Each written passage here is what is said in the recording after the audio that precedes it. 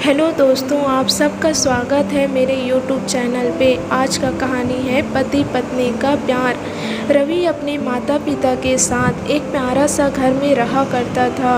रवि बहुत ज़्यादा शरारती था क्योंकि वह हमेशा बचपन से ही बहुत ज़्यादा शरारती किया करता था। रवि अपने माता पिता का एक भी कहना नहीं मानता था। वह हमेशा से ही अपने माता पिता के खिलाफ रहता था तथा जब भी उसके माता पिता उसे पढ़ाई करने के लिए जाने के लिए कहते थे वो नहीं मानता था। रवि बचपन से ही बहुत ज़्यादा शरारती करता था और शरारत करते करते ही बड़ा हो गया। जब वह बड़ा हो गया तो उसके पास भी वह नहीं सुधर रहा था, इसलिए उसके माता पिता ने एक तरकीब सोची उसे सुधारने के लिए। रवि के साथ उसके माता पिता ने ठीक वैसे ही किया जैसे सभी माँ बाप करते हैं। जैसे ही वह 20 साल का हो गया लेकिन सुधरने का नाम नहीं ले रहा था, वैसे ही उसे सुधारने के लिए उसके माता पिता ने दूर दराज इलाके में लड़की खोजना शुरू कर दिया था। ऐसे में आप सभी को लगता है कि जो लड़का अपनी खुद की जिम्मेवारी नहीं उठा पा रहा है वह लड़की की जिम्मेदारी उठाएगा। कई दिनों के ढूंढने के बाद उसके माता पिता को एक लड़की मिल गई और रवि उससे शादी के लिए राजी हो गया। लड़की का नाम खुशबू था। खुशबू अपने ससुराल आते ही अपने पति को समझाने बुझाने का काम चालू कर दिया। उसके बाद भी वह नहीं सुधरा। उसे अपने पति के साथ रहने में बिल्कुल भी डर नहीं लग रहा था।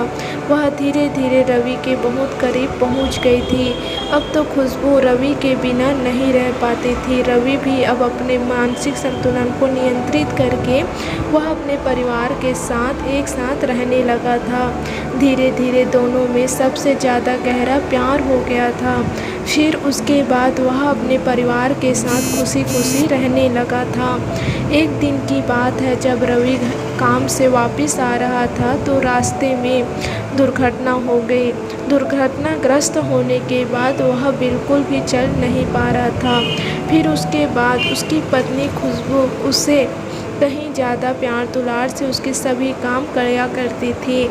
धीरे धीरे जितना धनराशि रवि कमाया था वह सभी रवि के इलाज में खर्च होने लगा था।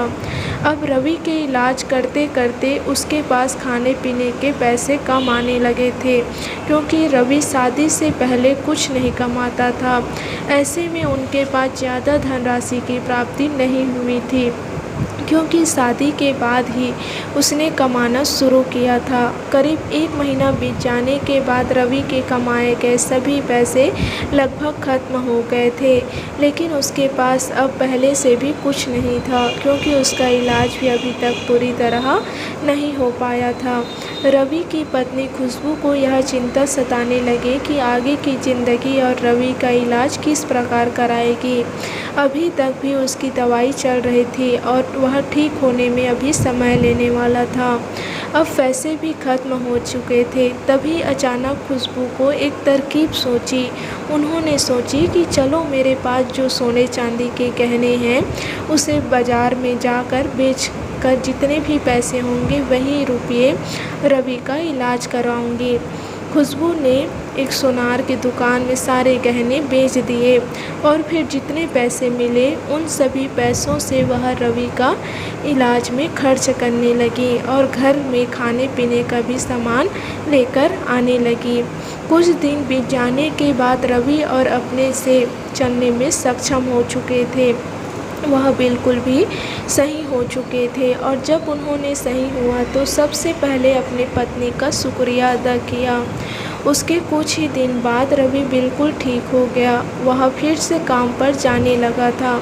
वह धीरे धीरे कमाकर पैसा इकट्ठा करके अपनी पत्नी के बेचे गए सारे गहने खरीदे और उससे ज़्यादा भी खरीद लिए थे। उसकी ज़िंदगी अब शादीशुदा ज़िंदगी अच्छी चल रही थी, बेहतरीन यादें थी। अब उसकी ज़िंदगी में एक नन्हा मुन्ना बेटा आ गया था, जिसका नाम से रवि और उसकी पत्नी बहुत ज़्यादा खुश रहती थी। रवि काम करके जल्दी घर आता था। वह अपने बेटे को खेलते देख ही सारे गम और थकावट भूल जाते थे। Thank you.